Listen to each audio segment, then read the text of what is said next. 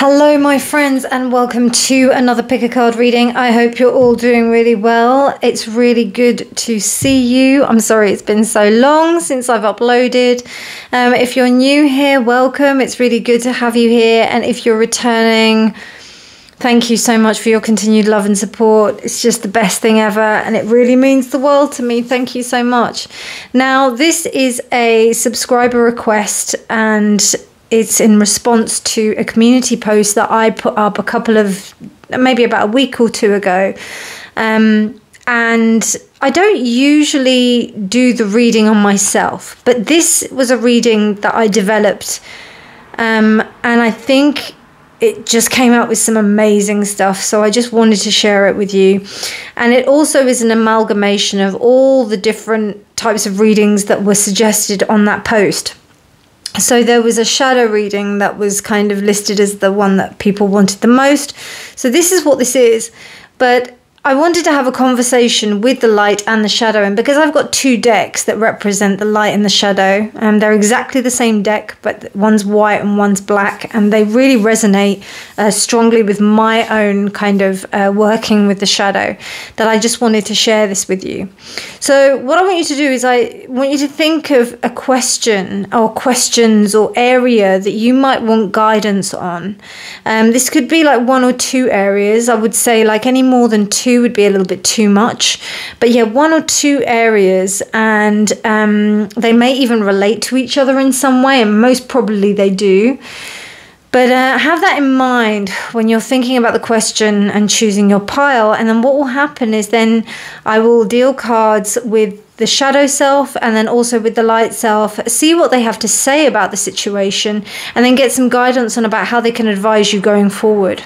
Because you know, even though the shadow is known as the part that is in the dark, that's all it is. It's the part that's in the dark. And then you have the light part, which is the part that's in the light, the part that's shown. Doesn't mean that there is any negative or positive connotations towards either. They both have their pros and cons. And I think that that's what's really apparent through this reading. And too much light can be blinding, and too much shadow, you know, we don't know where we're going. So we need a good balance of both. And hopefully this reading will enlighten you in some way, as it did with me when I did it on myself. And as I said, I don't really do readings on myself, and it's been widely regarded that you don't really do readings on yourself because of that sense of objectivity that is, you need to do that. But I don't know, it was really interesting what happened. So I just hope it translates in this reading to you. So 3 piles to choose from, as always. Pile 1, which is this beautiful rubellite. Pile 2, which is this lepidolite heart. And pile 3, which is this rose quartz. All pink stones, as you can see. Now just be aware that this is a general reading on YouTube. I will be delving into some subjects that may be quite triggering. If they are, do me a favor and just switch off. I'm not gonna pander my readings to anybody. I'm gonna just say what I feel. Of course, within context, but like I'm not going to, if the cards are going to say something, I'm going to tell you the truth, because that's what I feel I owe to you. So just keep that in mind. If it doesn't resonate with you, honestly, just either pick another pile or switch off. You can also, look at all the amazing, there are thousands of tarot readers on YouTube. You're bound to find one that resonates with you. So just make sure that you keep that in mind. All right, my darlings, pile 1, pile 2, pile 3. Timestamps will be in the description box below, and I'll see your reading. Bye. Pile 1, hello and welcome to your reading. So you chose this beautiful rubellite. Rubellite is pink tourmaline. And it's resonant with the higher heart chakra. The heart chakra has 3 separate chakras, and this is to do with actually I tell a fib, it's actually to do with the lower heart chakra. So it's connected with that sense of sexuality and sensuality. The deeper pinks tend to be. And I think that this is about how you can kind of combine your creativity with what you love into something that can actually be manifested into a reality. That's what I feel is going on here. So let's have a little look at your first card to begin with. And yes, wow, we have the Maiden. A little confession, right, my friends? I did do this reading yesterday, and it was just too long. Like, it was about an hour. And I don't know, it just seemed a little bit too intense. I did the intense version, so I'm going to be doing like a shorter version for you so that, you know, you're not bored. And if you do want to go deeper into the reading, you can always give me a shout, and I can give you a personal reading. Now, when I did the reading, this was the same, but these are going to be different. So it'll be interesting to see what comes up. Now, it's interesting.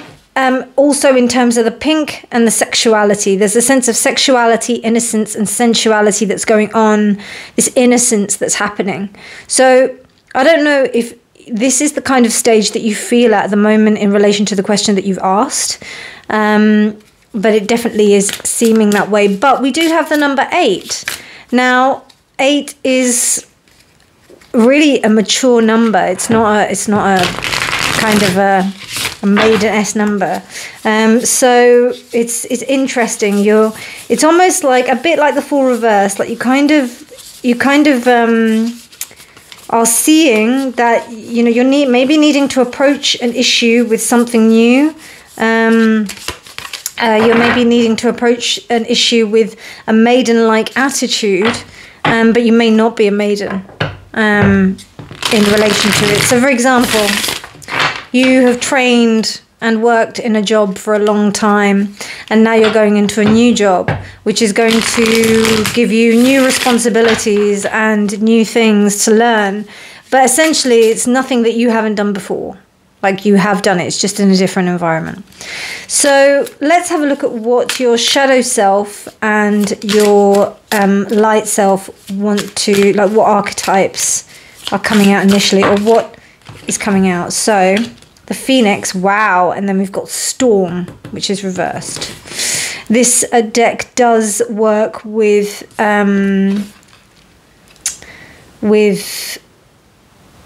reversals, so I will do that. Now I'm just going to go off first of all. With the Phoenix, there is a sense of you kind of moving into a space where you can actually reach your fullest potential. But it's almost like you had, I don't know, I feel like this, anyway, I'll leave that for the second. But there feels like you've had to rise from the ashes. I just have a feeling, my friends, that you were kind of questioned in terms of your ability previously, and you had to prove yourself in a way. That's what I'm feeling. And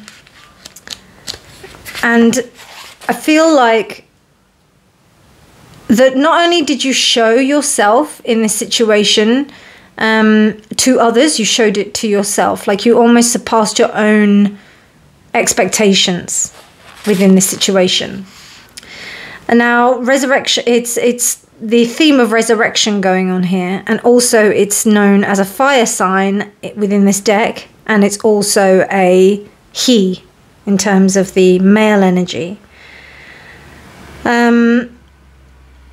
Where everything that once was no longer, he activates rebirth through fire and fortitude.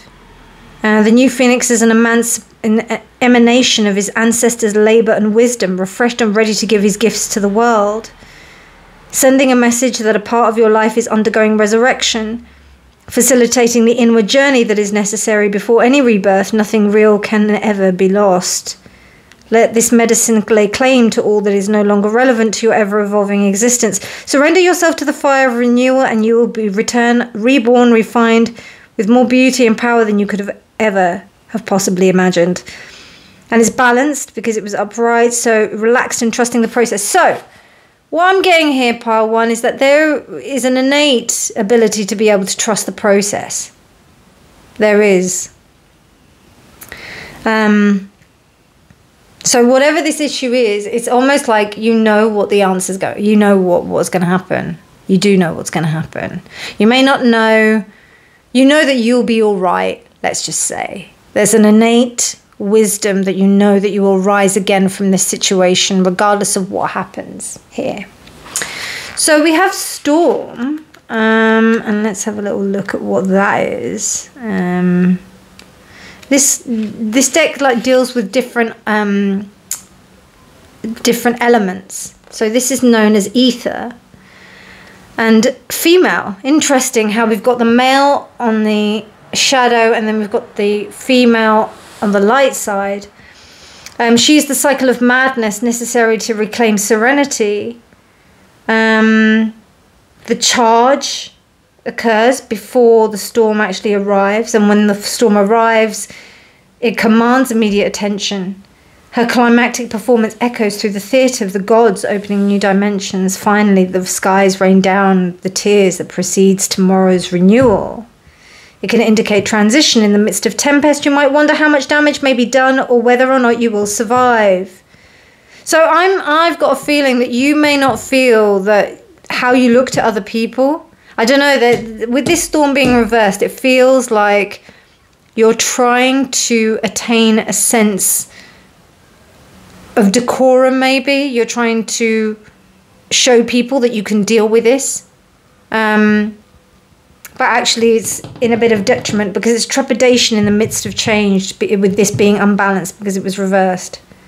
So I think it's really important for you to recognize that your body or you or whoever, like whatever part of you it all goes through some kind of change when you're trying to reconsider some kind of major decision or when there is some kind of major point that's happening, you know. Like, it's interesting. I was talking yesterday to some friends and we were talking about the idea of, you know, if somebody's been through a very strong illness or traumatic situation, they hold it together until the situation is over, and then that's when they kind of collapse.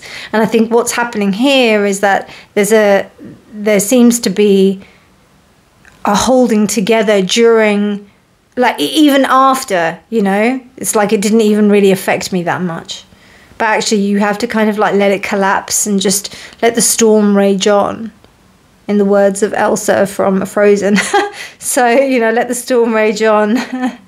But then when she says the line, the cold never bothered me anyway, I think that's a little bit of a, you know, understatement. We know that the cold does bother her. Like, even though she's the mistress of the cold, she yearns for connection. And I think understanding like one's vulnerability, particularly in the light side, because there's an image to protect, you know, show people that you can deal with it. So that's something to think about here. So there's great strength that's coming from the shadow side, and then there's a need to be more vulnerable with the light side, which is very interesting. And with the maiden, this is like a pure masterclass in learning how to be vulnerable and pure in a way. Pure with the vulnerability, not doing it with a sense of you wanting to impress or, I don't know, like wanting to do something that's gonna make an impression on people or something.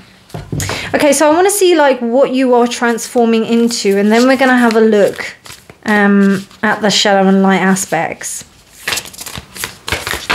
Okay, wow, so we've got copper. Love it. Love it, love it, love it. Okay. So, I mean, what we have here is like the idea of copper is about transmutation of one element to another, and also this idea that copper is about love. It's about pure love, about real, genuine love for others as well as oneself. Copper is probably the third element, so you have gold, silver, copper, in terms of the kind of precious metals that are used. Copper is also very soft and malleable. But it also has some amazing health benefits as well. Do excuse me, I'm just going to have a little check of what more that the book is going to say to me about this. 23. So number 5. Yeah, so fertility, Venus. Ancient times, copper was mined extensively to make vessels and tools. It makes drinking water better. It marks the arrival of Eros into the laboratory. So it's likely that the alchemist has been hard at work for too long, prioritizing scholarly pursuits over sensual pleasure, which is really interesting here. Because with this storm here, it's almost like not allowing oneself to embrace the sense of pleasure. It's like all work and no play a little bit. And maybe there's a sense of where you're thinking that if you do indulge in this sense of joy and sensuality, you may feel that you're actually not providing a good enough role model to people or something like that. Copper does quickly oxidate and turn blue, so it's almost like you need to consistently keep, you need to consistently take care of this. This isn't something that you feel that you can just achieve it and then it's done. It's almost like you have to consistently take care of it. Absolutely. It says about letting go. So, like, I think there's definitely a sense of embracing that vulnerability here. That's what's happening here. For you to achieve this sense of pure divine love and truth within oneself. So, let's have a look at what your shadow wants to say about this situation. Dear Spirit, what does Pile 1 Shadow Self want to say about the situation? What does Pile 1 Shadow Self want to say about the situation? God, 15 minutes in and we've only done 4 cards. Okay, that's fine, that's fine, it's fine. Okay, let's just pop you here. There we go. That's that. Ooh! Okay, I'm going to take the 2 that have come up. So what I'm going to do here is I'm going to do 2 cards for the head.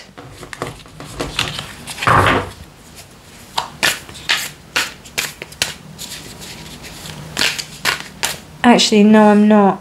Actually, I'm going to do this again. Sorry, Pile 1. I'm trying to like recalibrate this reading so that it won't be as long, but I mean, everything was really valuable.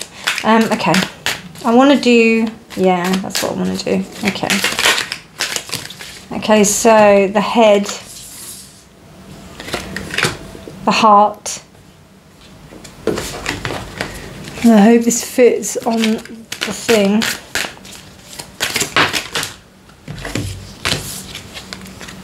And the body.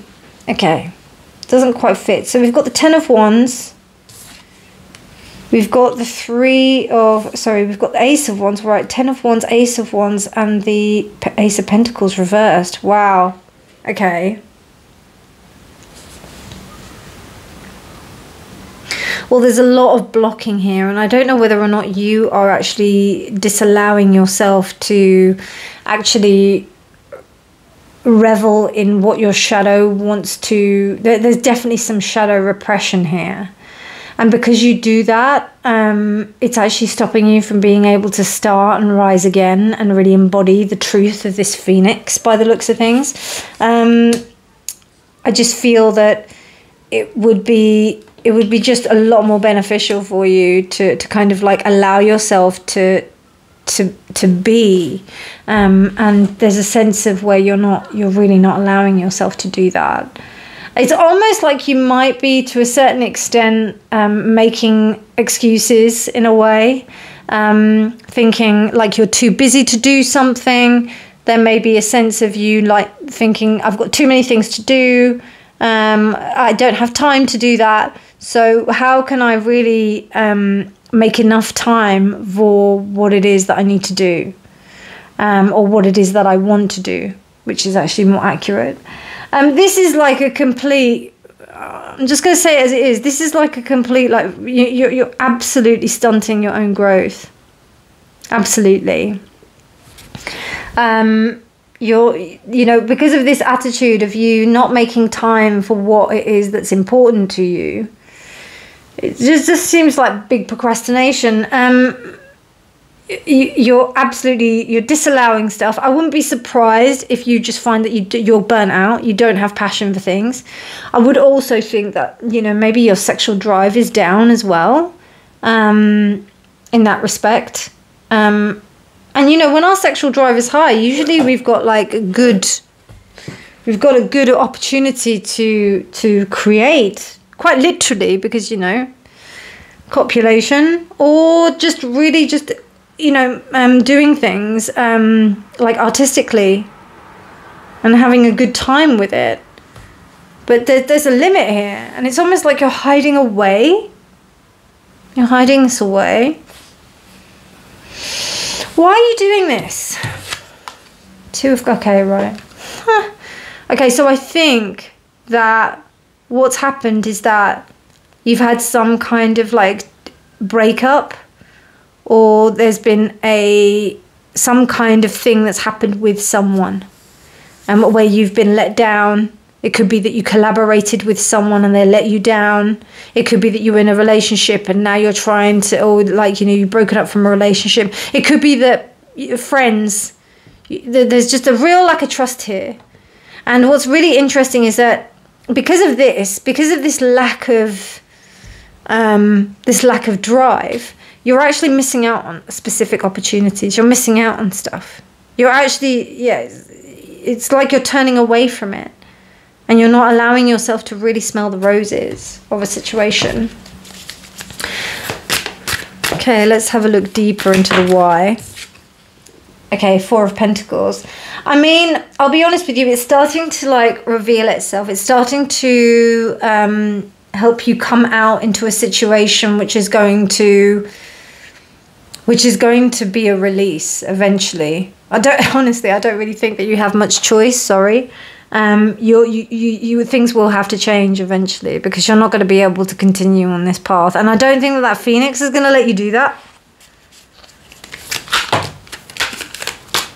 Sorry, I need one. I only have one card, my dear beautiful shadow pile. One more message from my shadow. Okay, from the tarot anyway. The Devil reversed. Yeah, you will. You'll come out of this. No problem. Your shadow self is very good. Your shadow self is very adept. There's something very special about your shadow side. It knows what it's doing. It knows you so well that it knows how to cope with your bullshit. And you may not even, consciously, I'll be really interested to see what's happening consciously. Because for me, the shadow self is the unconscious self, or the subconscious self. The light side is the conscious self, the intentional self on a psychological perspective. So I just feel that this is you saying that you may have looked at these things in a devil context, or you may have looked at it as a shadow form context, but actually there's other things at play that are really kind of coming up to the surface for you to remember to empower yourself in a much more stronger way. It's quite remarkable, actually. Your shadow self is formidable. You should be more proud of it. And I think that that's what these two aces are about. They're about, the proper integration of the shadow self. What does that mean? The things that you're not proud of actually are the things that are probably holding you together more so than you realize. So that's what that means. Okay, I want to see what your light side has to say to itself, or say for itself. Okay, Spirit, pile one's light side, pile one's light side. What does it want to say to pile one about the situation? What does pile one's light side want to say to pile one about this situation?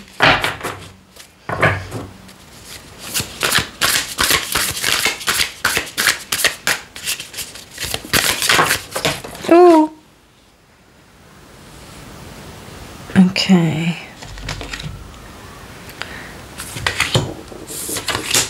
The Emperor reversed. Okay.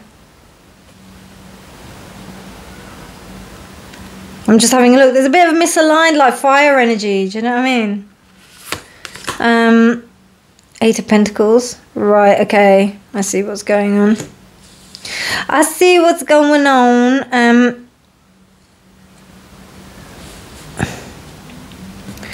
And then number 3, the Queen of Pentacles. Whoa, okay.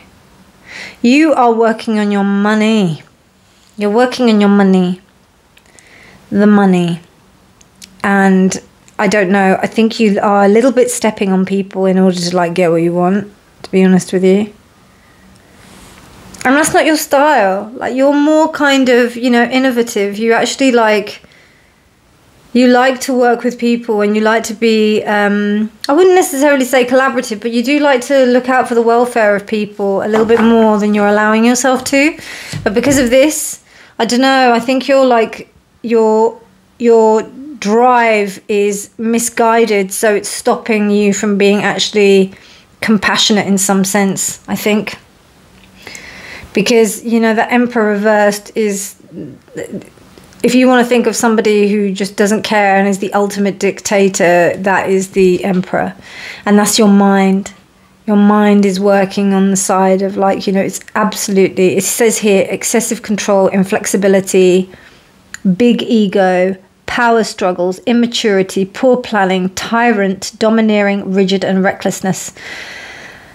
I would go with maybe the first 4 of that. I don't necessarily, like, you know, go with the reading of, I'd go with the words, keywords of these cards, but I think it's very much so. It's the dictator. They don't care, and they will do everything that they can to work as hard as they can to get what they want and to make sure that their home and their life is okay. And you're creating that world. I'm not going to take that away from you. Like, you are doing that. You are doing that thing. But, like, you know, how's your conscience doing? Do you know what I mean? Like, there's a little bit, and it was really interesting, because I do think, like, if you want to have a good example of what the light side, or the negative of the light side would mean, if any of you have watched a series called Death Note, that's one of my favorite anime series, and basically the lead character in that is called Light Yagami, and in there he finds this book that causes him to be able to write the name of anybody and be able to induce their death. So the whole story is about whether or not he actually, who has the right to be able to justify that they can take life or death. Like, who can honestly say that they're doing the right thing, you know, or does it border on genocide? Do you know what I mean? So it's just a really interesting thing in terms of that, you know, when people think that they're doing right by a certain thing, are they really, you know? And this is what's coming into question here, particularly with that Emperor reverse. Let's have a little look on how this situation is gonna, I don't know. Okay, Knight of Pentacles, there's a lot of concentration on money here. It's very much about material. Like, you have no kind of, like, I don't see compassion here. I don't see love here. I feel like you've been injured, pile 1. You've been injured deeply, and now you're trying to kind of, like, sort it out a bit. Okay, so we've got the Magician upright. I mean, you clearly are making a lot of opportunities for yourself. You are doing what you need to do. You know, you really are. And you're making it, and you're doing it in a way that actually is really formidable. You're doing it in an amazing way. And you're actually providing a really good example for others. You are learning about yourself in a way that you probably haven't done before. You're starting to recognize things about yourself. But I also would say that there is a part of you that does recognize that you can be a bit dictatorial. You can be a bit challenging, can be a bit dare I say it, selfish. And I don't mean selfish in the positive sense. I'm talking about selfish as in the, okay, let's not selfish, ruthless. That's a better word. So I think there is awareness going on here. What this means in the respect of your issue is that there is a tendency that outwardly that you are moving towards a space that is disregarding the emotionality of a situation. And you have to remember that within any situation, particularly within, you know, like even within business, even though business is business, people do business with who they like, you know, or who's going to be beneficial for them, which is based on the sense of the ego. Ego is, and this is ego, right? Strength is ego. Ego is the underpinning of the majority of most emotional states, you know? So, and that's why, like, when you're going into spiritual practice, you transcend the ego, meaning that you're not affected on an emotional level to any sort of major degree that you can't do what you need to do. That's what this is about. This is about, like, a real sense of mastery within oneself. And you're getting there. You're getting there. But what's really interesting is that you are a maiden. You are. Like, you could be 60. You're a maiden. I'm sorry, that's what the cards say. Don't shoot the messenger. But like, that's what it's saying here. Because I don't know, even if you are 60 or whatever, the Emperor, there's some like hard, calcified kind of shit that's going on here that's causing you to act a bit dictatorial. Even though you know you get shit done. Even though you know that you do what you need to do. Even though you know that you are a pioneer in what you do, there is something a little bit like, you know, like, shit, I'd better not mess with this girl, man, or boy, or whoever. Like, I need to just watch myself, because I don't know how part one is going to react. I don't know how they're going to be with me. I don't know if I can trust them to honor my feelings within this situation, because they're only going to really see me getting things done. That's how I'm seeing this here. If this is in relationship to love, even worse. Like, I mean, like, it's kind of like, you know, the outward kind of outpouring is just literally focused on what you're doing and how you look, you know? You want to look good and you want to be good. You want to be the best. But there's no love. There's no fucking cups here. There's no love here. You've got the magician who's holding a cup, but there's no love. This is very, like, mercurial, aerial, what do you call it? Aries, Mars, like, you know, there's not a lot of love here. And look at the bottom, we have copper. That's the metal of love. That's the ultimate metal of love. And the maiden is the vulnerability. So there's definitely something that needs to be brought up from that. So your shadow and your light self are yearning for some kind of love. Pile one.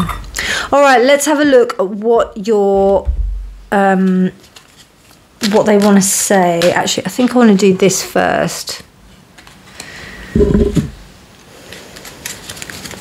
So I just, oh, hello. All right, I'll just take that one. This one is like, this is like what's ultimately you need healing. Wow, masculine energy. Okay, that's really interesting. That's really interesting. Because here, right now, if I'm honest, like, well, actually, it seems like you've got an abundance of masculine energy. You've got really strong masculine energy to do what you need to do. But how do we temper this? Because, like, I think that's what it is. You really, yeah, you've got a strong amount of it. But how can you use it better? Come on, shadow side, light side. I need some help here. Okay, let's have a look.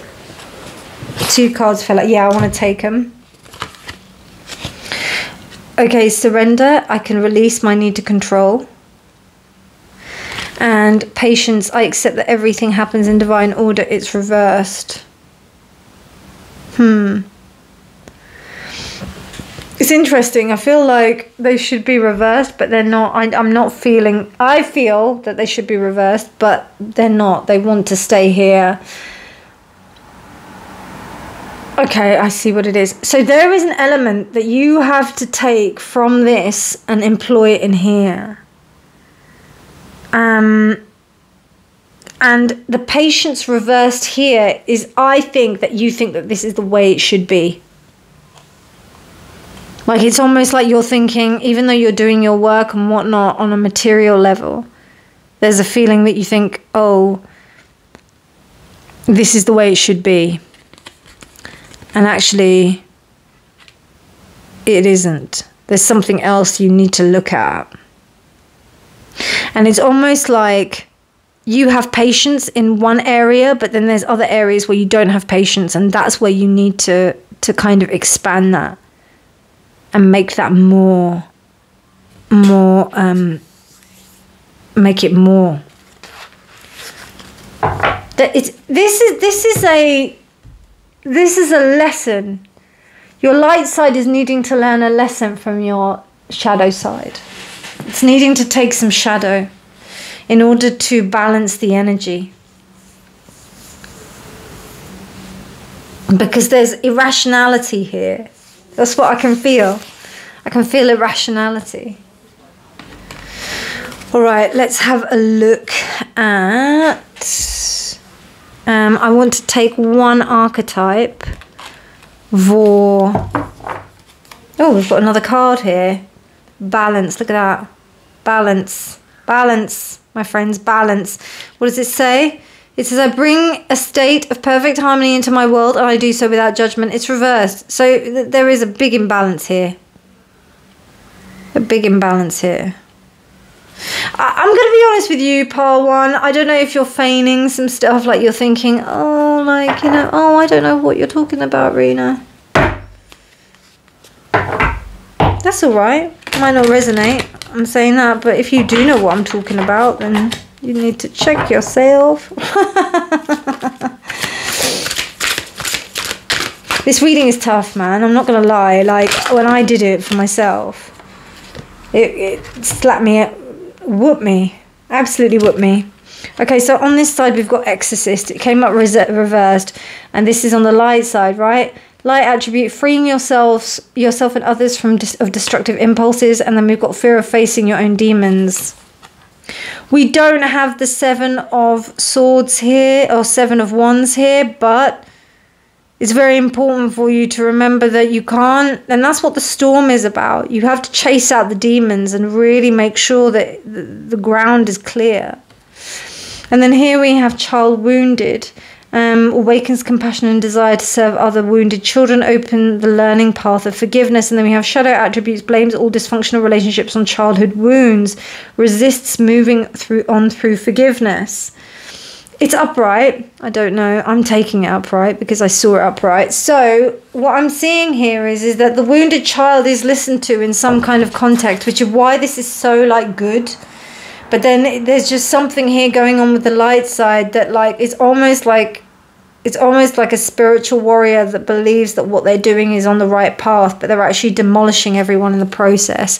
That's an extreme example, but if you're resonating with this reading, then you'll understand what I'm talking about. Okay, we got 3 more cards that's going to close out this epicness. So something to help the heart come into balance. Wow, the Savior. I think it's really important for you to recognize that, you know, there is a part of you that is, and I put it on the left. I didn't mean to put it there, but I put it there. There's something about you that wants to save, that wants to look after, that wants to make sure that that people are recognized, heard, and they're listened to, that they are saved. That children are saved, that wounded child, that part here is saved. It might not necessarily be a wounded child. I'm just saying that there's an archetype here that's in the mix. It's not necessarily that. It could be, it might not be. Remember, this is a general reading. But there is an imbalance here, and it might be... actually, I've got a really good example. There was a friend of mine who I spoke to about having this kind of like savior complex, about having to save people if certain people were going through some kind of like mental illness or some kind of like disability, or say, okay, the example I'm going to give here is some kind of eating disorder, and you're trying to like force this person to eat properly, but then they keep on disappearing off to the toilet because, you know, they they eat, and they give off the impression that they're eating and they're doing well, and then you find out that they haven't been eating well and that they've been getting rid of their food. So it's that kind of thing where and this person was like really insistent that they were going to make this person eat properly. And I kind of cringed when this person talked about it, because I just thought to myself, you can't force anybody to do anything. All you can do is just be there for that person. So I think that, you know, there's this thing of where, like, yes, we recognize it. You want to do this thing for someone, and this is a beautiful thing, a beautiful part of your heart that is really wonderful. But you have to understand that not everybody wants to be saved. And that's another thing that we learned through in shamanism, that, you know, it's not about us saving people. It's not being about a spiritual guru that like leads people. It's about helping people find their own paths and being able to do their own thing. It really resonates with this idea of surrender as well. So really interesting here. Okay, let's have a look at some sacred destiny as well. I just want to have a look at like some overarching theme on the light side, but this will also cover it'll cover both sides really. Okay, you got 2. No, you didn't. You got more than that, so I will need to do that again.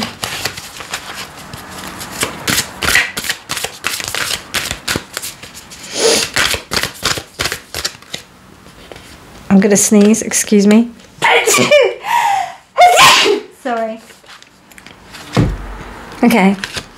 Oh, blessings. And the little yellow canary.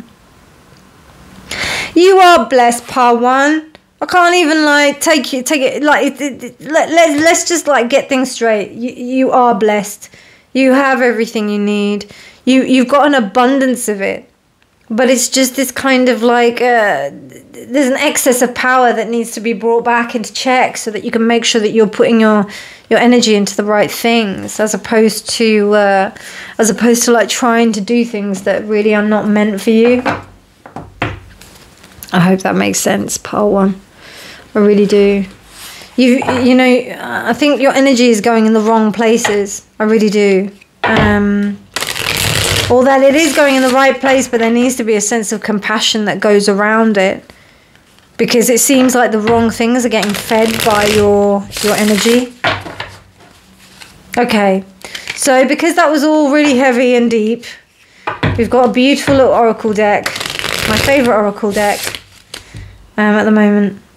It's always at the moment, because, you know, I get cards all the time. So let's see what the Blooming Lovelies Oracle has to say. Oh my God, clouds, look, clouds. Oh my God, okay, cloud watching, and I'll put that over this masculine energy sun. Wow. So pile 1, cloud watching. When you cloud watch, what comes to mind? When you look at the clouds and you look at what is above you, how does it make you feel? What does it do for you? How do you regard the earth? What happens to you when you watch these beautiful things pass over the sky? When you see the whole sky filled with the clouds, when you see that there's no clouds at all in the sky, how does that make you feel? How does that help you to realign yourself, rebalance yourself, come in touch with the pureness and the innocence of the maiden in its truest form? Pile 1, fantastic reading. I've fucking loved it. I hope you did as well. If you liked it, please do give it a thumbs up. Please do subscribe for more videos. And if you fancied this reading on a more personal level, get in touch with me. I don't know, I've got a feeling I'm not going to be doing readings all the time, so in terms of personal readings. But these readings, I love them. So yeah, let me know what you think down below, and I will see you in the next video. And please do remember that honesty is always key. Bye, my darlings. Bye. Pile 2, hello and welcome to your reading. So you chose this beautiful lepidolite stone. And what's really interesting is that this is about how, and you've still got some of, I left this stone here as well. So there's something to do with your sensuality and sexuality and your lower heart chakra and how you see yourself, whether or not you see yourself as someone that can really expand this to the wider universe. Maybe there's a bit of a lack of confidence that's going on at the moment and you need some help with that. Maybe it's in love. I'm not sure, but we will soon find out. But there's definitely something about nurturing, nourishing yourself and giving yourself the love that you show to others. So let's have a little look at the card in question. Wow, the box, and that is 44. So what I'm sensing here is that, you know, I don't know, you may put yourself within a particular like mindset constraint. I'm not sure, like some kind of idea of yourself that causes you to stop yourself from being able to like fully achieve what you need to. I'm trying to move my chair so that I don't. Oh, sorry. Oh no, I moved that. I'm so sorry. Bear with me. I'm so sorry, my friends. I've got a new camera set up and like it's just a bit. You just have to be really careful. So basically there is some kind of boundaries that you're placing yourself, or like quite literally a box that you're putting yourself into that is stopping yourself from shining out your light, from being there, from being present with people. And this is probably what's stopping you from being able to like just be more kind of out there in a way, help you to actually be more of a presence within the situation that you want to be more so in. You want more there, basically. So let's have a little look at what does your light and shadow want to say about this. Okay, so we've got peacock. Got some gorgeous colours here. And it's reversed.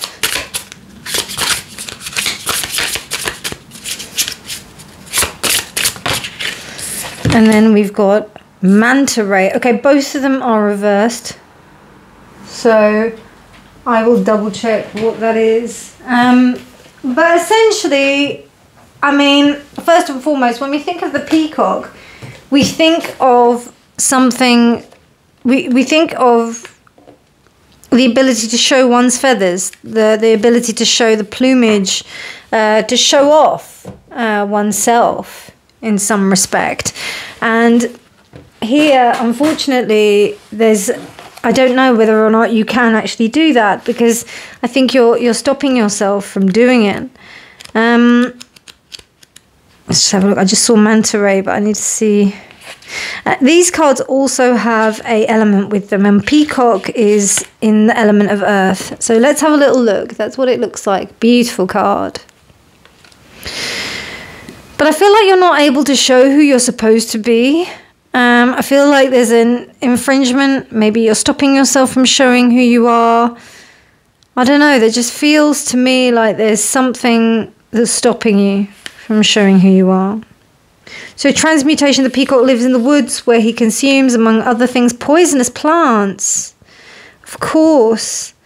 The other things, the ability to transmute vegetal toxins into extravagant iridescent plumage makes him an alchemist of the highest order. Peacock has a reputation for vaingloriousness. He is boastful, exuberant in his beauty, and has the mastery to back up his outrageous self-assurance. The peacock invites you to take in information or circumstances, both negative and positive, and alchemize them into a harmonized, energetic field that blesses your life. Mastering the art of transmutation requires accepting your pain with as much love and gratitude as you do your happiness.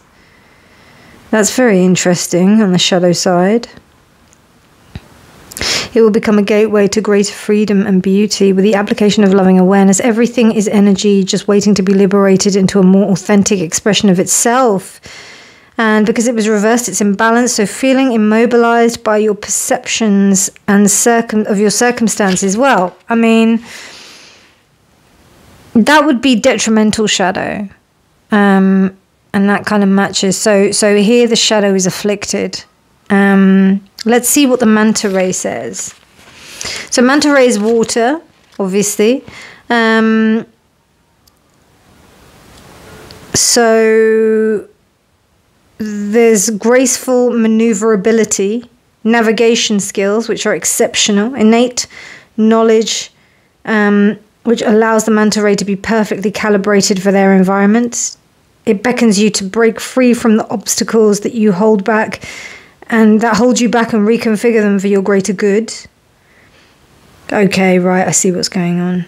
Shaking off any negative energy that has accumulated on you or around you. Make sure you're surrounded by loving, positive, encouraging relationships that reflect your magnificence. Okay, so we've got like this running theme of where we've got two very powerful and magnificent creatures that are not allowed to really show their magnificence. So there's real kind of, what's the word? It's almost like you're being suppressed. There's a real sense of suppression going on here. Practice unconditional self-respect. These efforts will allow you to align with the natural flow and the rhythm of life so that your time and energy are efficiently spent, so you are more available for play and fun. Right now you're not. I wouldn't be surprised, Pile 2, that you're exhausted. You feel, I feel it. And I needed to take a lot of rest before your reading. I'm just going to check out like what the book says for this one as well. I mean, it says everything that... Yeah, I mean, it's... Yeah, there's nothing that I didn't say already. Okay, yeah, there's nothing that I didn't say already. So, I think that there's clearly something that's holding you back. Like, I don't know whether or not you believe that your dexterity is actually worthy of your light. Or that your light is worthy of your... I don't know. There's an imbalance there. And what I mean by that is that basically what you do... Like, I don't know. Maybe you believe that your talents shouldn't really be shone as well as, like, they should be. Or maybe you're getting attention and you don't really think that... You're thinking, oh, I don't know if actually this is something that... that I should really be... like, kind of doing... maybe I shouldn't be so much of a show off. Maybe you're having those kind of feelings about what you're doing. Maybe this is your time to step out and really show off your abilities and your talents, and you're not wanting to. On both sides, we're talking about both the shadow and the light. So they're both being suppressed. So you've got, and this is why we've got this box. It's like you're putting it into this box. This is interesting. Why the hell are you doing that? Let's have a look.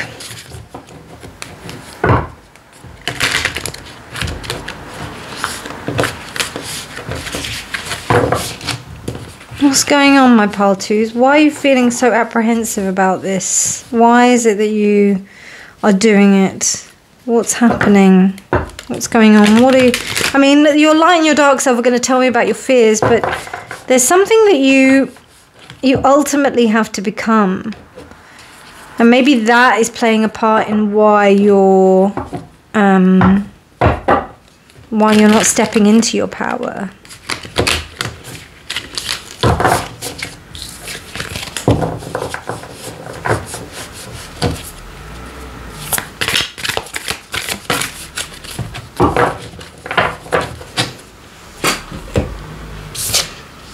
Oh my god, okay. Oil of vitriol. Interesting. 35. Oil of vitriol is a very poisonous substance. It's a substance that basically is a highly toxic but beautiful substance. Let's have a little look at what it says.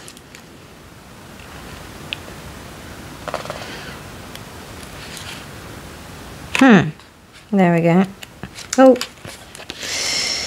Acidity, resentment, purification. When the green lion appears, a great alchemical reckoning is afoot. Long-standing frustration and imbalance cause this regal creature to lash out unconsciously, consuming all in its path. These changes are necessary. They involve emotional turmoil. When this card appears, the question must be asked, am I the green lion or am I the sun? It is said that finding oneself in the mouth of the lion is necessary, a necessary moment on any spiritual path. So,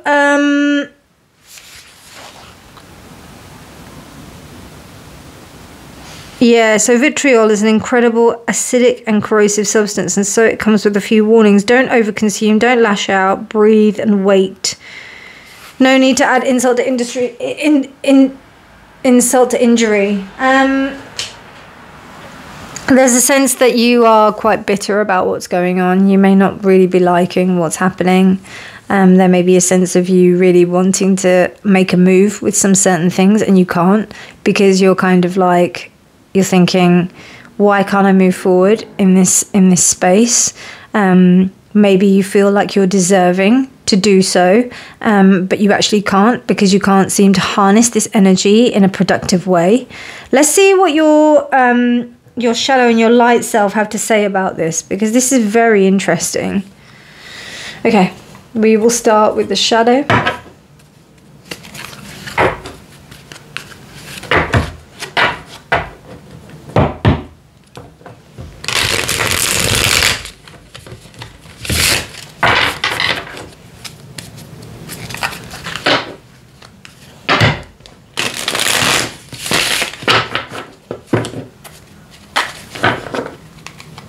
Shadow Self, what do you have to say for Pile 2 situation? Dear Shadow Self, what do you have to say for Pile 2 situation? Shadow Self of Pile 2, what do you have to say about Pile 2 situation? What messages would you like to convey? Could you please shed some light? No pun intended. Okay, we've got the King of Wands. Reversed, we've got the King of Pentacles. Interesting. Reversed as well. Okay, not yet, not yet, not yet. Okay, and then we've got the Nine of Pentacles. Okay. Sorry, everything's gone awry. Right, okay, so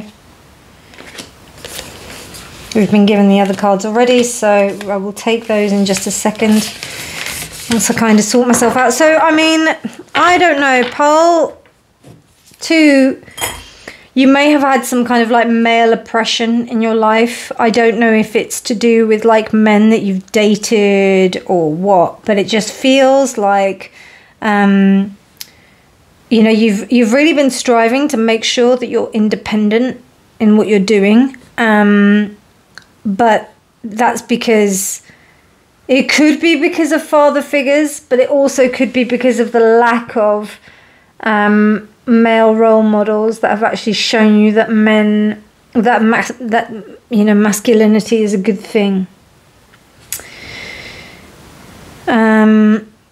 It feels like being independent and just doing your own thing is really the best thing for you. You don't really want to like rock the boat. You don't really want to do anything that's going to like make you too well known about things, even earning too much money, even doing well in that respect.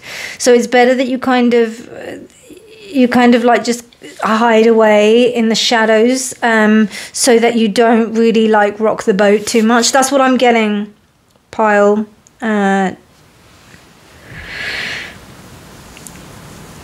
Pile 2, particularly like, because here what I've done is that I pulled one card for the head, one card for the heart, and one card for the physical reality in the body. This card, the King of Wands reversed, is about, you know, not being able to step into the sense of power. It's very Hamlet, like, so, you know, not allowing oneself to really recognize the power that one holds. You've got a lot of power. You've got a lot here, Pile 2. You're a big deal. but it just feels like you, like, I don't know, you seem to be easily swayed, particularly in an emotional sense, by things. You go for what you want rather than what you need, and it almost seems like you... The King of Pentacles to me is like a lesser devil reversed. The King of Pentacles reversed is like a lesser devil upright. So it means that you're being a little bit indulgent. You know, this is something that you kind of, you allow yourself to be, because it's just comfortable. It's almost like you've decided your own sense of fate, and you work within this space where you're like, yeah, you're independent and you're doing your own thing, but there doesn't seem to be any kind of agency in where you want to create something of a legacy, which is actually what you're supposed to be doing, because that is what you, like, these two cards tell me that these are what you're supposed to be doing. You're supposed to be doing something big. You're not supposed to be playing small, and you currently are playing small. Okay, so we've got the Five of Cups reversed. And then we've got the Queen of Cups. Interesting. Yeah, your emotional states really dictate how you decide things. And you kind of know the consequence of what you're doing, but you still, you know, it's like, yeah, it's kind of a slow process in terms of learning what's actually going on. Why is that? Queen of Pentacles reversed. Okay, this will only apply to a few of you, but I don't know if you, maybe you don't believe that somebody, that you can actually genuinely be happy with someone else. There's a lot of people here, pile 2. You've allowed a lot of people to actually, like, influence you in a way that they really shouldn't have. I don't know, it might be past friends. They are kings and queens here, so what I get from that is people who actually had, like, a direct influence on your life. So this could be past teachers, this could be parental figures, this could be important people that actually hold some kind of agency, some precedence. They may own their own businesses, they may be friends, they may be bosses, I don't know, but they've had some majorly negative impact on your shadow self, where they've forced you to push in your shadow so far that only just a little glimmer of who you are supposed to be actually comes out. And it's really sad.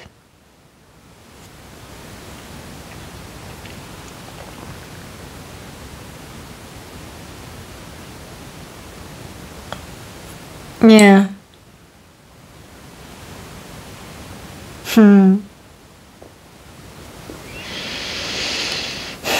Yeah, your emotional state gets you into a bit of a hoo-ha. It gets you into a space where you don't feel that you can actually cope with things. You kind of get over it, but then you kind of fall back into it. Yeah, and you just get by. Like, you have abundance, but you get by. You don't. This is not a king or a queen, as I said. It's a 9, so it's still not complete.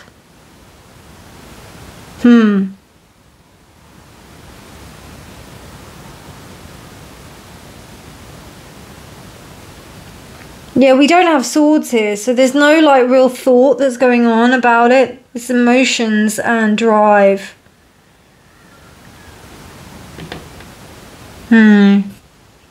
It's quite confusing, actually, to be honest with you, because I don't know, it feels like some kind of, like, ingrained pattern. I mean, to be fair, like, where it's come from is another reading, but it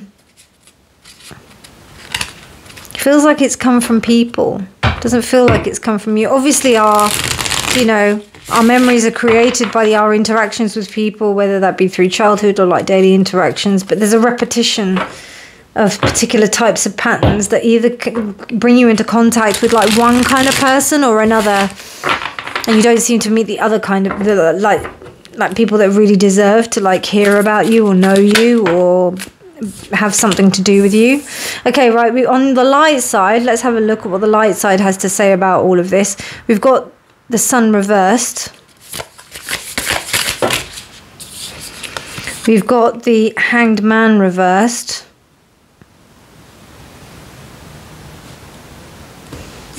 that up a bit there we go.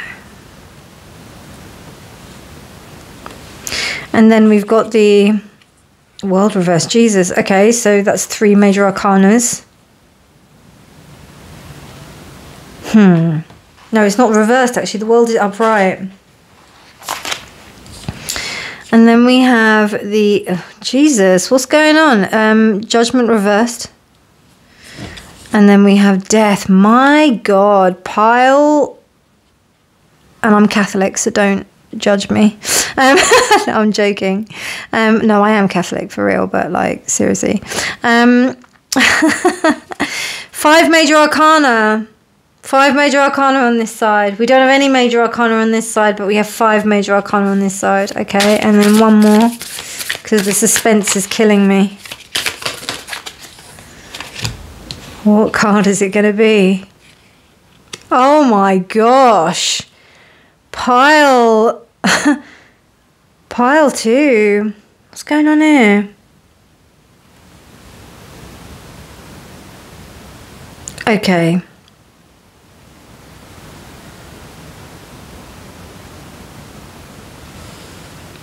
Okay, you definitely know that you actually, I don't know whether or not you know that you're a big deal or not, but there is definitely something here that tells me that there's a part of you that knows that you are, particularly your light side. Your light side understands that you have a very important part to play within this dynamic. I've got a feeling that people are trying, they know this, and they're trying to basically suppress you. They're trying to stop you from being as powerful as you're supposed to be. The only thing I would say here is that there's a sense of, you know, there's a real deep depression that goes on a mental level, and I feel like that doesn't allow you to really step fully into your power, so therefore you miss out on some things which would really make you feel ultimately powerful. You do know how to transmute energy, you know how to work people, you know how to do things on a level where you'll be able to manifest things on a really amazing level. You complete cycles, you transform in a way that most people don't. The only thing is here is that the lack of view, I don't know, there's a part of you that doesn't believe. I feel like you don't, I don't know if you truly believe that you can do it, even though you actually are maybe a living example of it. Because these 3, the Sun, Hanged Man reversed, Judgment reversed, this is a lack of perspective, you know, leading to a sense of unhappiness, and then you're not able to do anything about it because you just don't feel that you are up to the call. But what's really clear here is that you actually are the only person that's supposed to be doing this. So whatever you've asked me about, right, whatever you've asked the cards about, it's telling you that you are the light in the box. You are the one who's supposed to be doing this. You absolutely are. And maybe we'll find out with like the other, you know, like your light side truly believes in you. So it actually believes that it is a sense of destiny that this is what you're supposed to be doing. Because I think that your lights, this side is so suppressed, whereas your light side is just charging ahead and it's getting exhausted. That's what's happening. And it's getting exhausted by the fact that it's having to deal with all of this kind of negative energy. Interesting.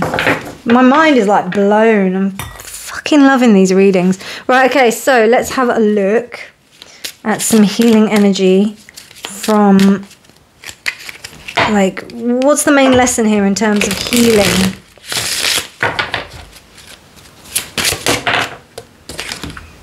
Truth. Oh, I love that.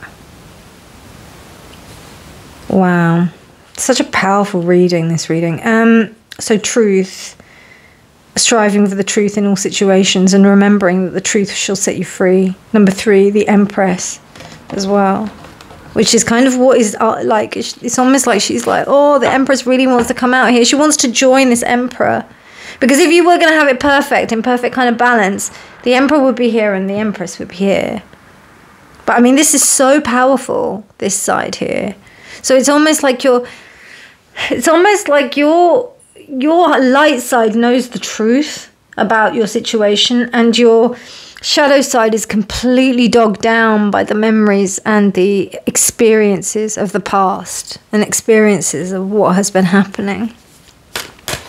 Okay, some kind of main things that I want to hear from the shadow side.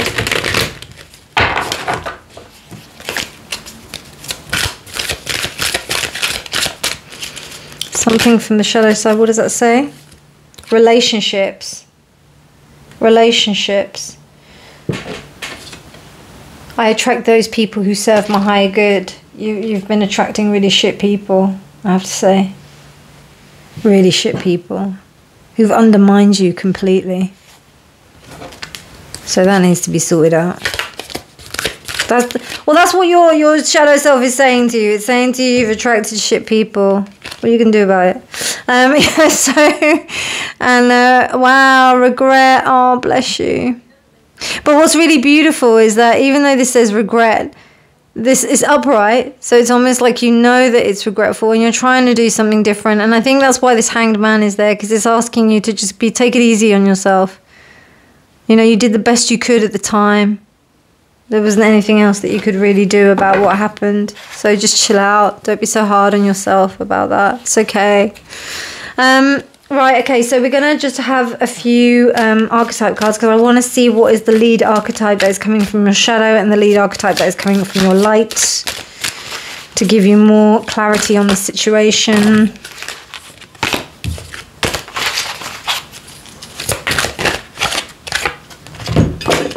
Okay, so we've got Thief. Sheds light on the potential wealth within you that can never be stolen. Shadow attribute, stealing money, creative ideas, affection, or other powers you think you lack. Well, I mean, I'll be honest with you, that makes sense. Because it's almost like with all of these people that you've encountered, you feel like a little bit that they have something that you don't.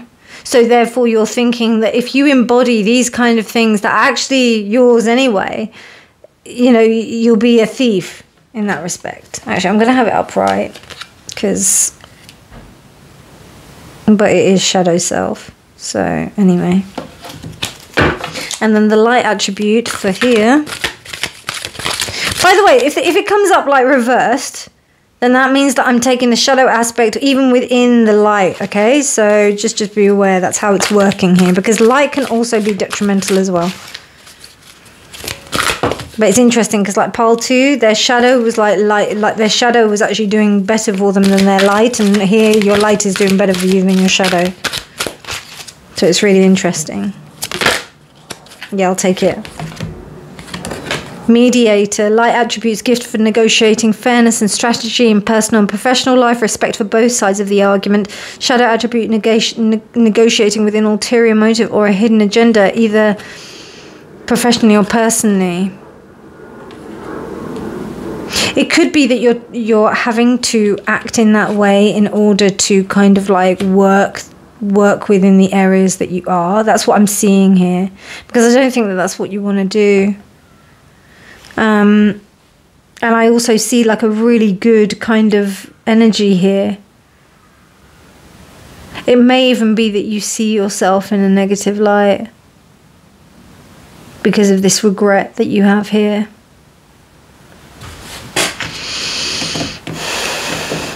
Very interesting, Pile 2. Very interesting. Okay, let's see what the heart has to say. The heart is the combination of two, has no judgment, inner nemesis. Jesus, okay, right. And look at that snake. Love it, the two snakes. Okay, so there may be a sense of an inner demon that you're fighting. But I don't know why you think that. It's not you. Like, it's not. There's no magician reverse. There's none of that. There's no manipulation here. It just feels like other people have really made you feel bad about yourself. And they've also made you feel that you don't believe in yourself properly. Like, they I don't know what they did to you, Pile 2, but, like, I don't like them. They weren't very nice to you. And I'm sorry that they weren't nice to you. I'm really sorry. If it was your family, God, I'm so sorry. I'm so sorry. If it was your friends, trust me, you don't need them anymore. You are so much better without them. But you are not them. Remember, your experiences don't make you, okay? It's your reaction to the experiences that make you. Okay, so to kind of close this reading out, I've got this last card which will give you some blessings about the kind of like outcome of your destiny, really. Here. Wow, going forward. I am going to place that here because that needs to be seen. Yeah, there we go. That's better.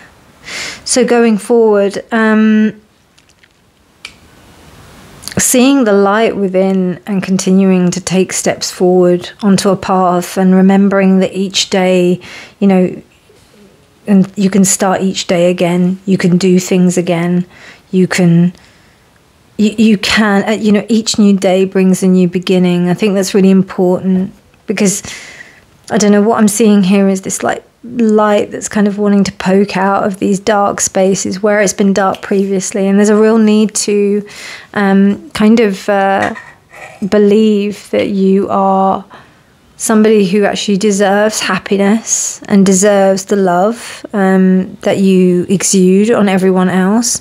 I think a lot of people around you feel that you really help them, and I think it's important for you to believe that you can help yourself too. Okay, so to close out the reading, let's see what the Blooming Lovelies deck has to say, just to have a bit of lightness after all of this heavy stuff. Okay, right, so...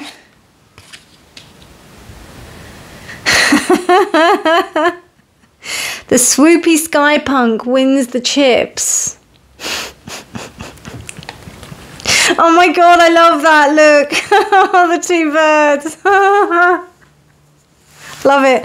Okay, right. What's really interesting is that one of my, a lady that I trained with in my shamanic practice, or one of my shamanic classes, she found a lot of seagull feathers because she lives by the sea. And these are big feathers. Like, they're not just like your little pigeon feathers. They're like big feathers. And we found out that they're known as storm chasers. That's what their names are. Even though, like, you know, they're like crazy birds that look like that. They really are powerful birds that are big. They can withstand the elements, and I'm just getting visions of like these seagulls now just nicking chips or nicking food from the seaside or from people on the seaside. But what I feel here is the message is that you've got to be bold, Pile 2. You have to go for it, because and your light self is doing it. But there's something about here that really doesn't believe, like your shadow self doesn't believe it. And you have to like bring that back into balance in order to align that so that you can go forward. Because I think that every time you have this thing in place, where you're feeling that you are like, you know, that you're a bit of a fraud, there is imposter syndrome here that's going on.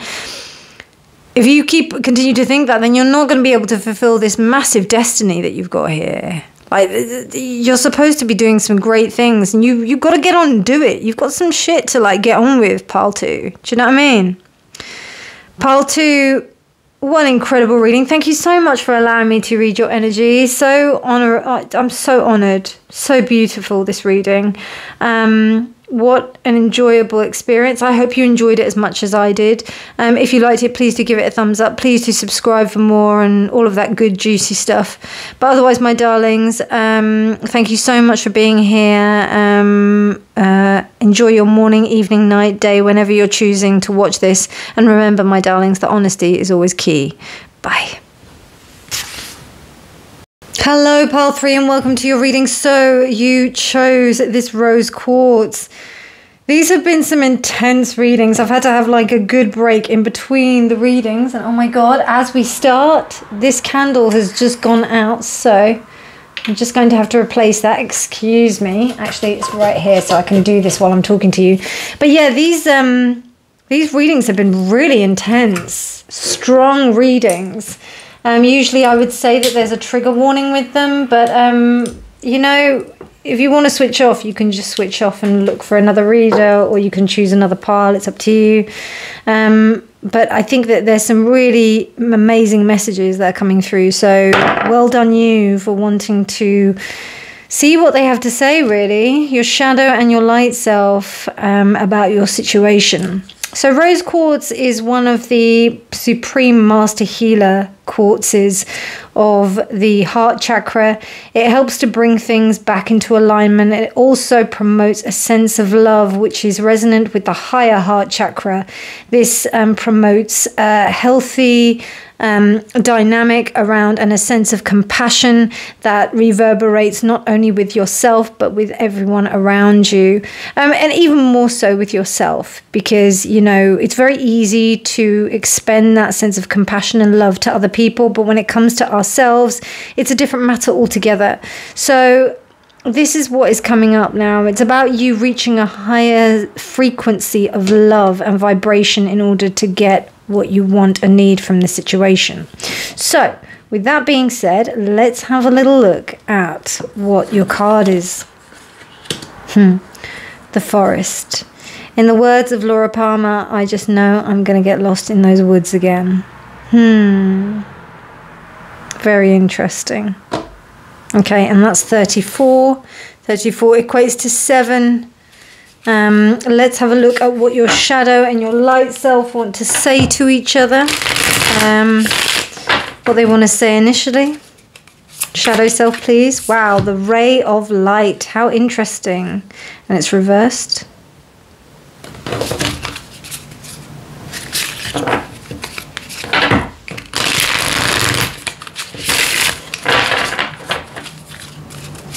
Shadow self, light self, what would you like to say? Oh, I don't know. Butterfly, that could have been upright, so I'll read both. Wow.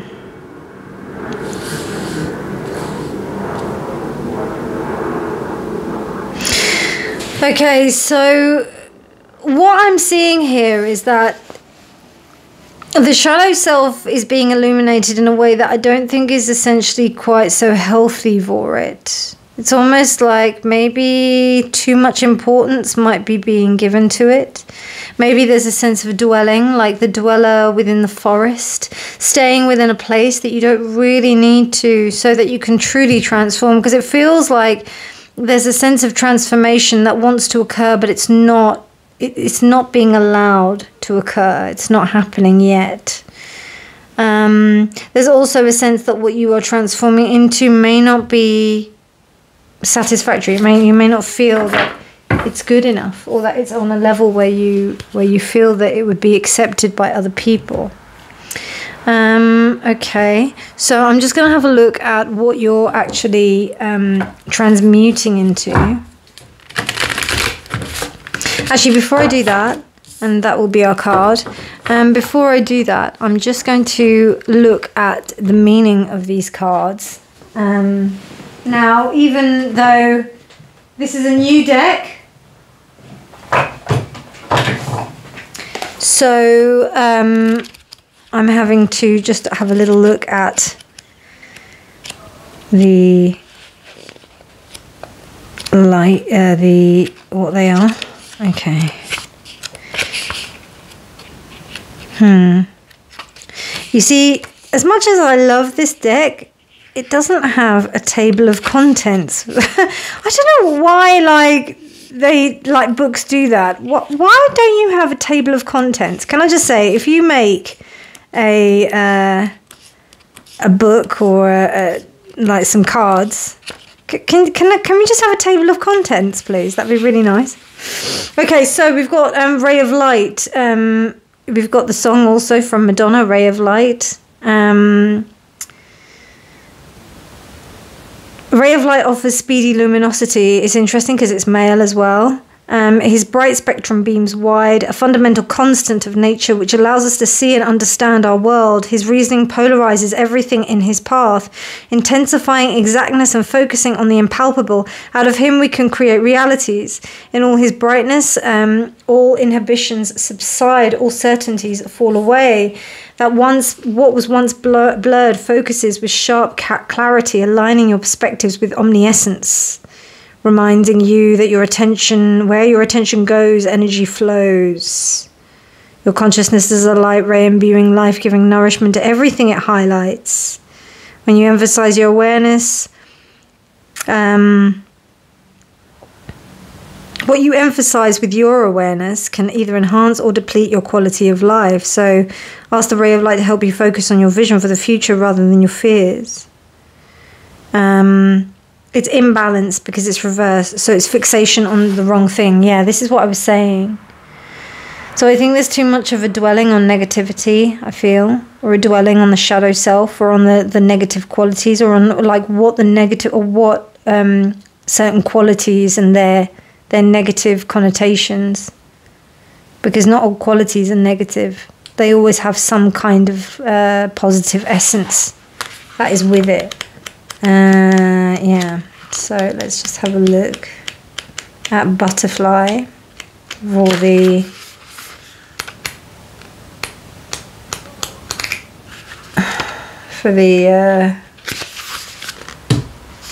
light side, metamorphosis.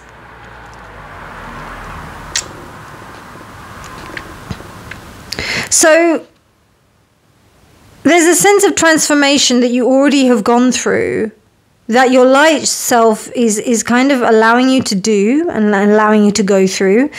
But I don't know if you're like fully aware of what exactly it is, because it's kind of like you've developed into this like butterfly, but you're like, oh my God, I'm this butterfly now. What the hell do I do?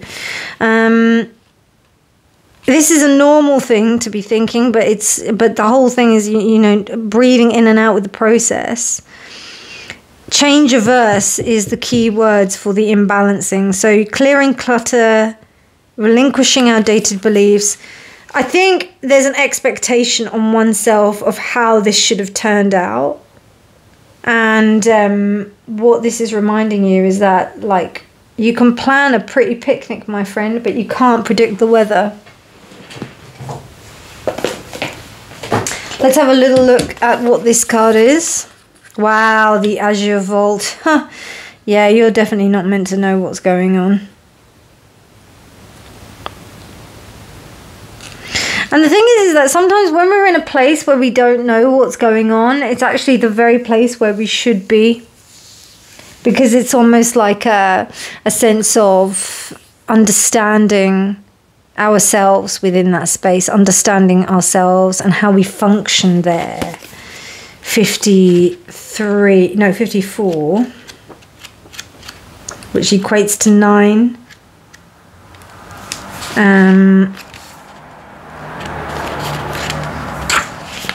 Celestial realm, imagination, expansiveness. Welcome to the Blue Temple, the home of the alchemical imagination. You have entered a space of new depths, possibilities. The inner eye opens and you become willing to see in this new way. To understand this card, one must study the blue itself, the celestial colour of the sky, the ocean, the peacock's tail. Though potent, blue slips away. Through this colour, our imagination threads together experiences both grim and glorious. Okay. Right. Once in a blue moon,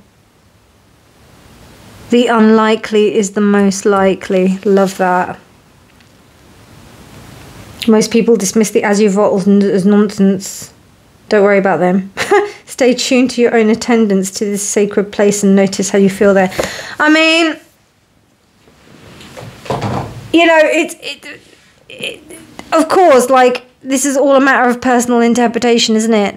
I mean, what people see, how things are for you, they're going to have their own opinions about how it works. But I think you understand what it means for you. And I think you're kind of in a bit of a battle about that. Like, maybe you are kind of thinking, am I going to be able to really connect with people in this new kind of state? Are people going to accept me in this space? And I feel like you're feeling challenged by that. So let's see what your shadow has to say about this, because it seems to me like you're putting emphasis and concentration in a place where it's not really beneficial for you. Yeah, you're focusing on the wrong thing. Whether it's the bigger picture and you need to be focusing on the minute things or the other way around, I don't know. But that's what came up. Okay, so we've got the Knight of Swords.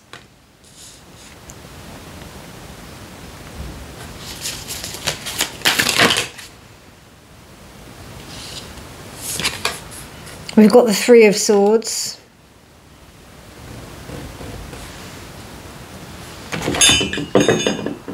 Sorry, that's my bell there. That does its own thing. And then we have the Lovers. Wow, okay.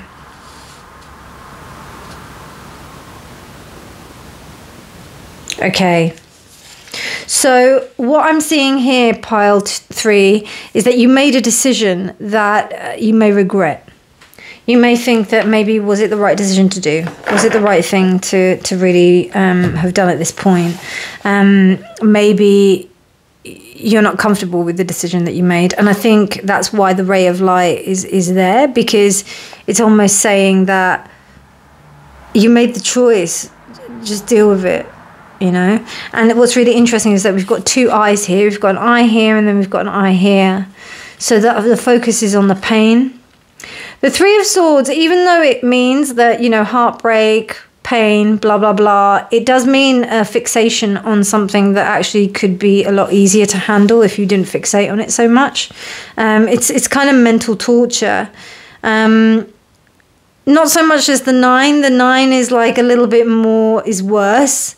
Whereas like the Three of Swords is the pain that it endures, and then the focus on that pain. So, you know, and also a sense of like, why me kind of vibe. So I think what's happened is that you are okay with the choice that you've made, and you might have made it in quite haste. You might have made it quickly. But I don't know, I think that there's a questioning going on around whether or not you actually made the right decision. I don't know yet if you did. I think innately you feel that you did, but I feel it's like being all right with that, and being all right with making that decision. Okay, the Emperor. You feel like you've been like quite ruthless about it, to be honest with you, and you may have been. Yeah, I'll take this one. But I think you did the right thing. Yeah, you don't feel like you did the right thing though. You feel like you made like a really tough decision, but emotionally, like, it's more your thoughts that are messing you up. It's not really, and the problem with the heart. But whereas, yeah, because of the hastiness with the thoughts, and then also with the heart, like the kind of impact, that's why there's that kind of feeling of that you felt that you've been completely ruthless. But actually you've done something really kind of embodied, and you have considered the outcome in its full extent. So what I'm seeing here, pile 3, is that there's a guilt that's here about something that you innately knew was right in terms of this decision you made. So let's have a little, oh, bloody hell. Let's have a little look at this. One more card. Is that 2? Yeah, it was 2, so I only want 1. Sorry. Can only have 1. Thank you. Ace of Cups reversed. So there's a worry that you might not get this chance again. All right. I hear that. I hear that, pile 3. I hear it. I hear it.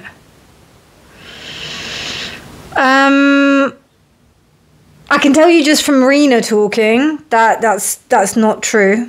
Things will always come round to you if it was meant to be. Whether this is a relationship or an opportunity, it's something that you are heavily emotionally invested in. Let's just see what the bottom of the deck is saying Four of Pentacles.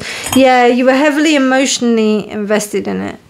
You felt that there was something that you really, I don't know if you really think that there's something about you that knows you made the right decision, but you hate the fact that you had to make it. It seems like. Bless you. Bless you.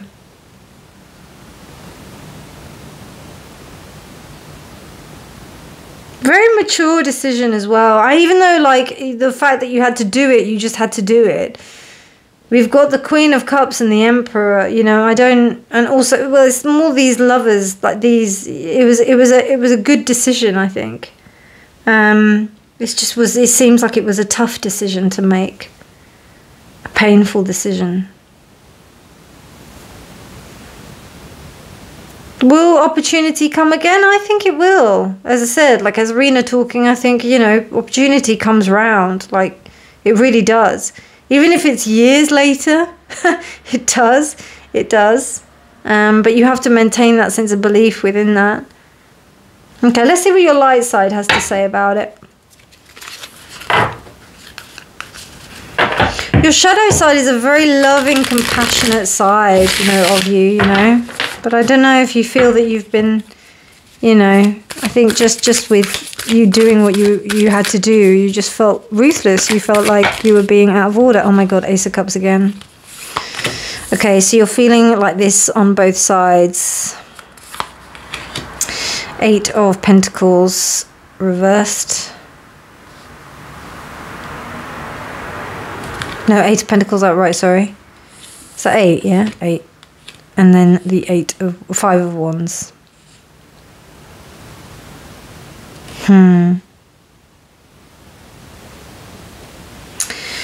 So, I mean, there is a bit of like throwing yourself into work. Because I think you understand that this decision hasn't made you very popular. And that's why there's this fear. But it's actually, even though it hasn't made you very popular, it's actually been really beneficial for you. You may have increased in finances. You may have found that you've gone up the ladder in terms of a business sense, career sense. You may even be sacrificing time or sacrificing your time with your loved ones in order to work for something. And yeah, it feels like people are not very happy about what's going on. Okay. Four of Cups. Spirit, I mean, you know, I only ask for one. And I know you're being generous and giving me loads, but please, can I just have one? Thank you. And we have the Nine of Swords. So, if you weren't feeling it in your shadow, you're most certainly feeling it in your light. So, if you are suffering from any kind of like depression or negativity or just some real down, like feeling really down and apathetic about things, the cause is because of this guilt. And again, like I think I said it with like one of the other groups, there's this whole sense of like princess and pea syndrome. So the princess and the pea, the story about the princess and the pea, and I know that all of you amazing, my amazing collective will know this story. But for those of you that don't, you know, it's about a pea. It's about a princess that was so sensitive that she slept on 100. Well, I don't know, God knows, thousands of mattresses, but there was a pea inside one of the mattresses and it ended up like hurting her. She could feel it. And that was the way that they could only tell that she was a princess, because she was so sensitive that she could feel this pea in these thousands of mattresses. And then there's a sense that this you know, it was only 3 swords to begin with, but because like there's this been guilt, this might have taken part in the past. This might have taken place in the past, like quite a while ago, and then this is kind of the reverberation. And I think that you kind of like have been consistently like thinking that it's been the thing where you've been You've been like, right, okay, that's not going to happen for me. So I'm just going to just live my life and do what I'm doing. But there is a block here. And look, like the Ace of, whenever I see the Four of Cups, right, I always think of that hand offering the Ace of Cups to that. And then the person is like, nah, that's all right. So I think your depression is getting you in the way. It is getting in the way. And it's causing you to behave in certain ways that maybe might cause you to focus in on your work, but also cause like some kind of belligerence with others. I don't know. Seems to get other people's backs up for some reason. One more card, thank you. Dear light, dear light, dear light. Path 3's light. No, only one. Path. Oh, just one. Just one. Just one, please. No. No.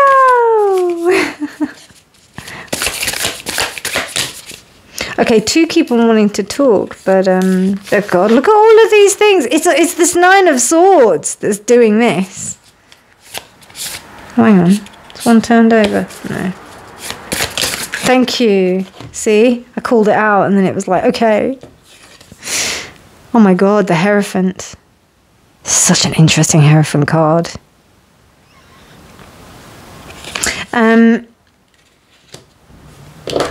Because he looks quite hot now.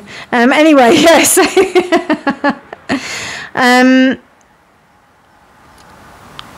What I get here is that, you know, you're doing things in a different way, and I think that's what's happening. Like you're approaching things in a really new, different way that, I don't know, maybe there's a part of you that thinks that nobody will really like this, so you just have to go for it and do it on your own anyway. I think that's what is happening, I think. Because there's a bit of a lack of emotion here, and I think it's been shut off almost like a tap. Like you've been like, right, okay, I don't think that really works for me here in this situation, so I've got to work on myself. I've got to work with the things that I have and move into that direction. But really, I actually want some deep connection and emotion, and it really gets to me that I don't really get on well with other people, you know? So it's really interesting. It's really interesting. And what's really interesting here is like, even though like the right way up, I don't know, the words on this, like I don't mind like words on cards, but like often I don't really agree with them. It's rare. So like here it says harmony and peace, but I think it says conflict avoidance, harmony and peace. I think that maybe you're avoiding conflict, but it's actually causing more like bullshit. It's causing more like headache, drama, all the rest of it. So in essence, your shadow self has been deeply hurt by something that has happened in the past. It's been hurt by something that by a choice that you made. Maybe it was a commitment to your work, and you understood that there was some sense of sacrifice that you had to kind of make sure that you had, like that you did. You had to make sure that you sacrificed this. You understood that there were things that you needed to sacrifice to get forward. But now there's part of you that's missing this, and you want something different. You want to come out of the woods, and you want to explore the beautiful sky that's out there. You want to really embrace this kind of ray of light that you seem to, that you know that you can project onto other people, so that people can really see your brilliance. But I think there's something here that needs to be kind of like sat in and looked at, and really understanding the consequences of what you've done. Because I think you do to a certain extent, but because this Four of Cups here, there's almost like there's a definite avoidance strategy that's going on here. Reunion of souls. I think, but some of you may not believe that you know that you're supposed to be with someone. If this isn't love, then I think it's about connection with other humans, other people, how you embrace this connection. Okay, so this is a card of what your shadow self wants to say to you. Perseverance. I know I can do whatever I set my mind to. Now, what I get from here is that you have like a super resilience in the respect of like the decision that you made here. So I think it's important to employ that in like your emotional state. I don't know, like maybe you're thinking that it won't work, but it actually will. Even though they are different things, there is a sense of it like happening. Okay, this one turned over, so I'm going to take this one. Empathy.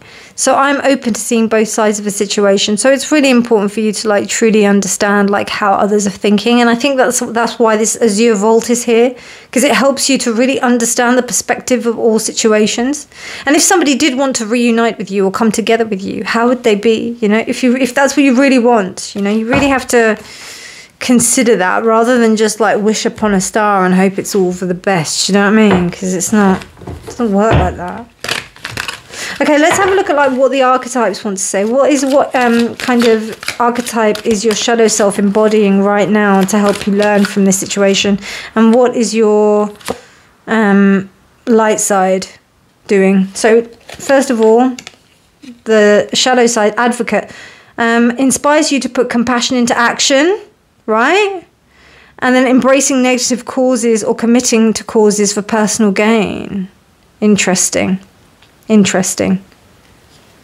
Okay, it did come out reversed, so the shadow attribute is there. And then this one, king, wow, and then that's upright. Okay, so enlightened, benevolent leadership, benefiting those in your charge. Shadow attributes excessive feelings of entitlement, rulership without restraint. The light attribute is strong here. So what's really interesting is that even you seem to be really, you know, I don't know, like the decisions that you make here in a fair kind of sense seem to like reverberate in your light self and in your like in your, you know, in your physical reality. But there's something within the shadow attributes that still kind of is a little bit dictatorial, and it's a bit like, you know, ruthless. I don't like using the word selfish because I think selfish is sometimes a good word to use in certain contexts, but I think ruthless would be more appropriate because this emperor is here. So let's see what the heart is saying.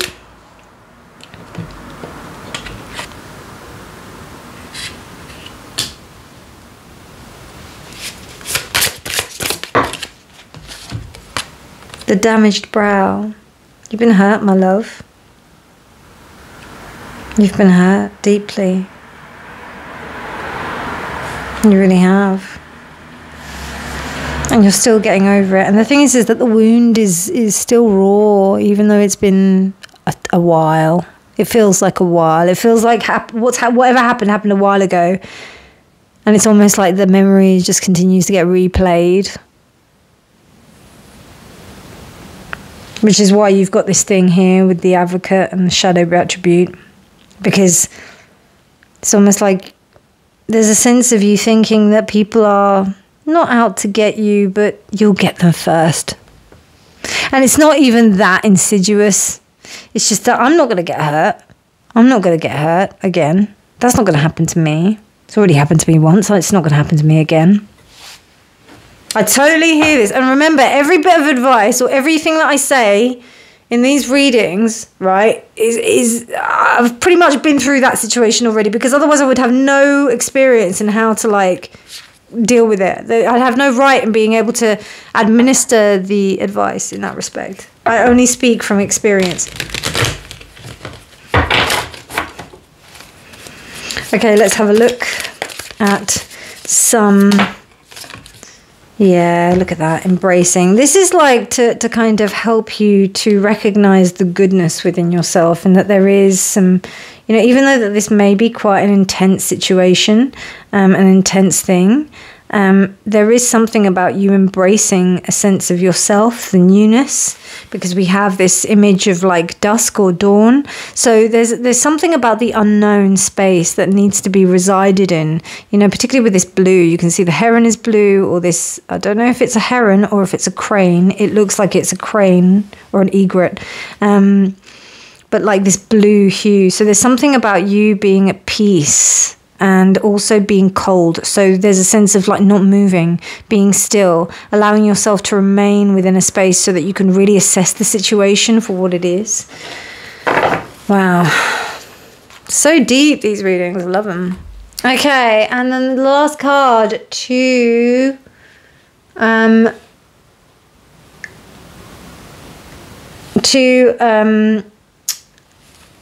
what's it called, to close out your reading is a nice card. Oh, you got two, look at that. A nice card from the Blooming Lovelies Oracle, Blooming Lovelies. And just to basically warm your heart and just to say, here's a big hug. I know I've just like battered you, but here's a big hug. Your shadow and your light self want to tell you that they love you. And this is what they're going to say. Get in the sea. Get in the sea. Get in the sea.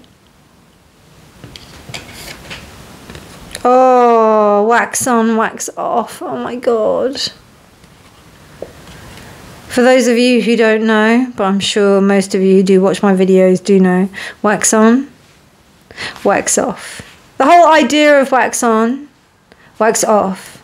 The idea is that, you know, you can, and I was a martial artist, so like, you know, if you have to do the movement slowly and carefully so that you actually get the fullness of the movement before you actually like go into doing it like fast, because otherwise you can't really know the technique properly. So what that says to me is that things will happen in their own time. Like, make sure that you know what's happening in terms of what you're doing. Just continue to do your thing. Continue to do what you're doing. And then the things will happen. Things will occur. Things will work out in your favor. And I've got a feeling that they will happen. They are in accordance with cycles, but they'll also happen quicker than you think. We've also got the sea. That's exceptionally great for grief. So, and that's a really good, like, to feel the energy of the sea and the ocean is something so powerful and will help you to maybe unblock this Ace of Cups. Pile 3, I'm so honoured to have done this reading for you. I hope you liked it. If you liked it, please do give it a thumbs up. Please do subscribe for more videos. But otherwise, my darlings, thank you so much for being here. I hope you have a beautiful morning, evening, night, whenever you're choosing to watch this, and day. And remember that honesty is always key. Bye.